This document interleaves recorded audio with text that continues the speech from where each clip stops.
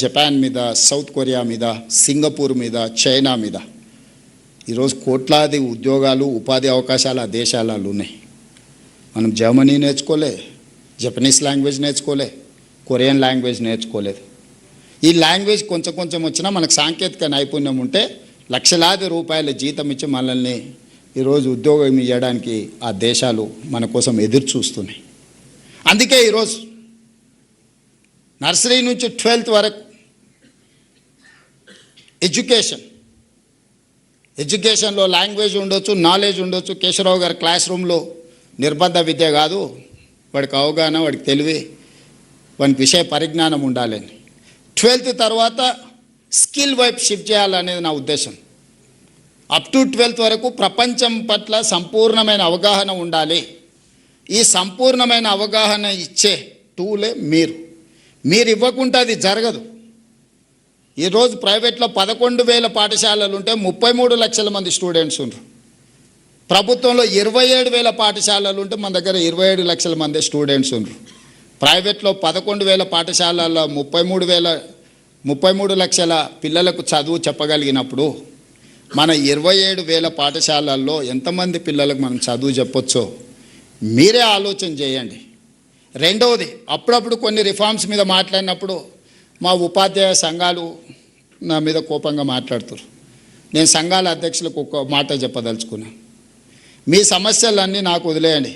ఉపాధ్యాయ సంఘాలు ఏ సమస్యల మీద అయితే కొట్లాడుతున్నారో మీరు అడగకుంటేనే మీ సమస్యను పరిష్కరించే బాధ్యత నేను తీసుకుంటా. మీరు ఏది అడగాల్సిన పని లేదు, మీ ఇంటికి పంపిస్తా. మీ ప్రమోషన్లు మీ ఇంటికి పంపించినా, మీ బదిలీలు మీ ఇంటికి పంపించినా, మీ రిక్రూట్మెంట్, డిఎస్సి రిక్రూట్మెంట్ ఏమైనా ఫ్రెష్ రిక్రూటీస్ ఇక్కడ ఎవరైనా ఉంటే, లేదా మీ ఫ్రెండ్స్ ఉంటాడు కానీ 55 డేస్లో 11,000 నోటిఫికేషన్ టు అపాయింట్మెంట్ వరకు 55 డేస్లో నేను ఇచ్చిన. ఇంతవరకు ఎప్పుడైనా జరిగిందా? ఈ ప్రభుత్వం మీది కాబట్టి మీకోసం పనిచేస్తుంది. మీ సమస్యల పూచి నాది. ఉపాధ్యాయ సంఘాలకు నా సూచన, పిల్లల సమస్యల మీద మీరు కొట్లాడండి నాతోటి. మీ సమస్యల మీద కొట్లాడకండి. మీకు కంఫర్ట్ ఉంది, కంఫర్ట్ లేకపోతే ఏదైనా కావాలంటే నేను ఇస్తా. నెక్స్ట్ 3 years ఆర్ 5 years ఒక పంచవర్ష ప్రణాళిక పెట్టుకొని ఒక 5 ఏళ్లలో ఈ ఎడ్యుకేషన్ సిస్టమ్ని మేము మారుస్తాము, ఆదర్శంగా నిలబెడతాము. ఈ దేశంలోనే కాదు ప్రపంచంలో ఉండే దేశాల నుంచి వచ్చి మా ఇన్స్టిట్యూషన్స్ చూసే విధంగా మేము మారుస్తాము. ఈ 5 ఏళ్ళు మా ఉపాధ్యాయ సంఘాలు పిల్లల సమస్యల మీద మేము ప్రభుత్వాలతో కొట్లాడతామని మీరు ఓత్తు తీసుకొని బయటకు వెళ్ళండి. ఎట్లా మారదో నేను చూస్తా. ఏ ప్రభుత్వం అయినా మీకు తల వంచదా? ఐఏఎస్లను ట్రాన్స్ఫర్ చేసుడు కష్టం, ఈజీ. తీసి అటేస్తే మళ్ళీ కూడా వెనక్కి వచ్చి అడిగే ధైర్యం చేయరు. కానీ ఒక టీచర్ని ట్రాన్స్ఫర్ చేయగలమా? మీరు చెప్పండి, ఎంత శక్తి ఉంది మీకు?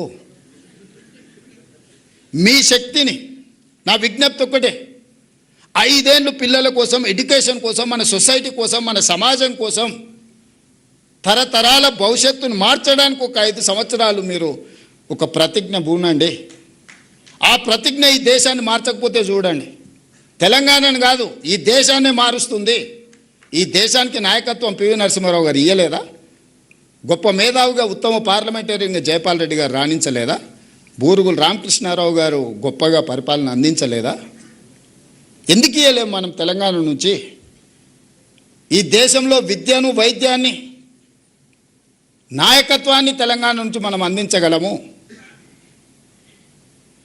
కానీ మనకు స్పష్టత ఉండాలి, మనం ఏ దానికోసం కొట్లాడుతున్నాం, ఎందుకోసం కొట్లాడుతున్నాం. దయచేసి ఉపాధ్యాయ సంఘాల నుంచి ఇక్కడికున్న నా మిత్రుల్ని, నేనేం కార్పొరేట్ స్కూల్లో చదువుకోలే, నేను గవర్నమెంట్ బడిలోనే చదువుకున్నా. నేను మొన్న కొత్తకోట పోయినప్పుడు చెప్పిన, గవర్నమెంట్ స్కూల్లో చదివితే ఏమవుతావు అని ఎవరన్నా అడిగితే తెలంగాణకు ముఖ్యమంత్రి అవుతా అని చెప్పమని. అయినా కదా కొండారెడ్డిపల్లి గవర్నమెంట్ స్కూలు, తాండ్రలనో, వనపర్తిలో గవర్నమెంట్ స్కూల్ విద్యార్థి తెలంగాణ రాష్ట్రానికి ముఖ్యమంత్రి అయింది కదా. మీకు గౌరవం తగ్గే పని అయితే ఒక్కటి కూడా చేయలే కదా. చేసినా మీరు ఆశించినంత మేరకు వేళ చేసినా లేదా అంటే భిన్నాభిప్రాయాలు ఉండొచ్చు. ఏ అనుభవం లేకుండానే, నేను ఆ గతంలో ఏ మంత్రి చేయలే, అనుభవం లేకపోయినా 30 నెలల నుంచి తెలంగాణ రాష్ట్రాన్ని అయితే కలగాపులగం అయితే చేయలే కదా. జాగ్రత్తగా నేను అట్టుతున్నా కదా.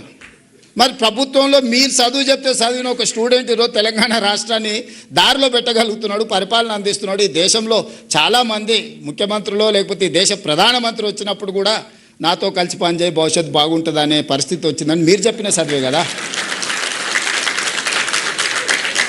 నేనేం వేరే బయటికి పోలే కదా, ముఖ్యమంత్రి అయినాక పోయినా హార్వర్డ్ యూనివర్సిటీకి పోయినా. ఆ చదువు ఎట్లుంటుందో చూద్దాం మా గవర్నమెంట్ బడి కంటే అని. కానీ మీరు ఇచ్చిన ఫౌండేషనే అక్కడ నాకు పనికొచ్చింది. నేను కూడా రీసెంట్గా ఎగ్జిక్యూటివ్ ఎడ్యుకేషన్ కోసం హార్వర్డ్ పోయి వచ్చిన. ఈ దేశంలో నాకు తెలిసి మరి ఎవరైనా ముఖ్యమంత్రులు పోయినో పోలేదో నాకు తెలియదు, పెద్దలు కేశవరావు గారు చెప్పాలా. ఇప్పుడున్న ఎడ్యుకేషన్ సిస్టమ్ మిమ్మల్ని పంపించడమే కాదు, as a state chief minister నేను కూడా వెళ్ళి చూసిన అసలు ఏంది. హార్వర్డ్ నుంచి గొప్ప గొప్ప మేధావులు వస్తారు, నోబెల్ గ్రహీతలు వస్తారు, యూనికాన్స్ వస్తారు అని అంటే చూద్దాం అది కూడా అని. మీరు ఎట్లయితే 5 రోజులు మార్నింగ్ టు ఈవినింగ్ ఉందో same exact morning 9 to evening 7 5 days continuous, ½ an hour lunch break, కంప్లీట్గా కూర్చొని వచ్చిన క్లాస్లో నేను. చూద్దాం చదువు ఎట్లుంటుందో అని. చదువుతో పాటు క్రమశిక్షణను కూడా నేర్పుతుంది క్లాస్ రూమ్. క్రమశిక్షణ లేనోడు జీవితంలో ఎందుకు పనికిరాడు, ఎందుకన్నా పనికొచ్చినా తాత్కాలికమే. తెలివి తక్కువ క్రమశిక్షణ ఉంటే ఎక్కువ పని చేయొచ్చు. తెలివి ఎక్కువ క్రమశిక్షణ లేకపోతే సరైన సమయానికి వాడు అక్కడికి రానే రాడు. దానివల్ల ఏం ఉపయోగం. మహామేధా ఉంటాడు కానీ పరీక్ష రోజు పరీక్ష రాయకపోతే ఏమవుతాడు. అట్లనే ఈరోజు మిత్రులారా మనందరం ఒక 5 ఏళ్ళు ఒక మంచి ఆలోచన చేద్దాం. మనం ఇబ్బందులలో ఏం లేం, ఆకలితో ఏం చచ్చిపోతలేం. కుటుంబం కూడా అత్యంత దారుణమైన పరిస్థితులలో ఏం లేం. నా టీచర్లు అందరూ మంచిగా గౌరవంగా ఆర్థికంగా సమాజంలో చాలామంది కంటే బాగా ఈరోజు వాళ్ళు ఉన్నారు. వాళ్ళు సంఘాలు ఒకవేళ మీకు చెప్పిన మీరు సొంతంగా ఆలోచన చేసుకోండి. మీరే నాయకులను తయారు చేసేది కూడా మీరే.